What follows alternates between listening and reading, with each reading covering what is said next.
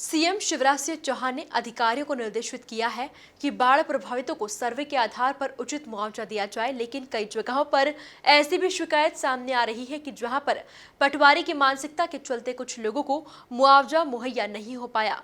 इसी तरह का एक नजारा श्योपुर के गांव इछना खेड़ली में देखने को मिला है। देखिए खास रिपोर्ट।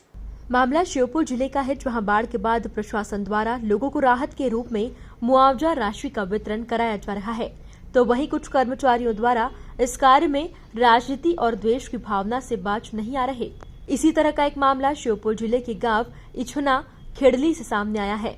लोगों ने हल्का पटवारी पर आरोप लगाए हैं कि पटवारी पंकज शर्मा द्वारा मुआवजे की बात कहने पर ये कहा जाता है कि तुम लोगों ने पंचायत चुनाव में मैंने कहा उसको वोट नहीं दिया, इसीलिए अब तुमको मुआवजा नहीं मिलने दूंगा। सरकार की मानसिकता का जो पटवारी है उस पर प्रशासन को संज्ञान लेना चाहिए और ऐसे पटवारी को नौकरी करने का अधिकार नहीं है।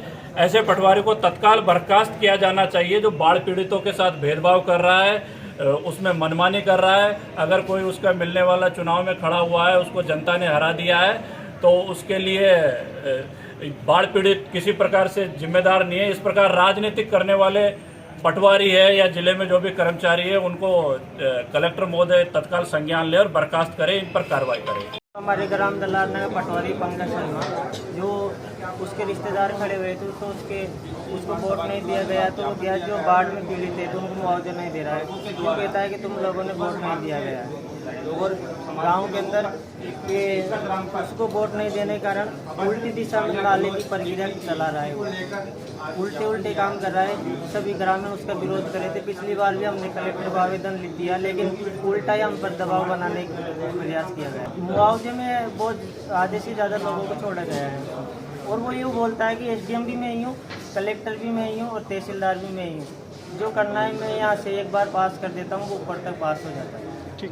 वहीं अब इस मामले की शिकायत वरिष्ठ अधिकारियों से की गई है, जिसमें कहा गया है कि यदि इस तरह का कोई मामला सामने आता है तो जांच के बाद कार्रवाई की जाएगी। आर्थिक सहायता राशि जो राइस पुस्तक परिपत्र के अनुसार स्वीकृत की जाकर वितरित भी की जा चुकी है। अब हमारे यहाँ ऐसा कोई भी मामला शेष नहीं है।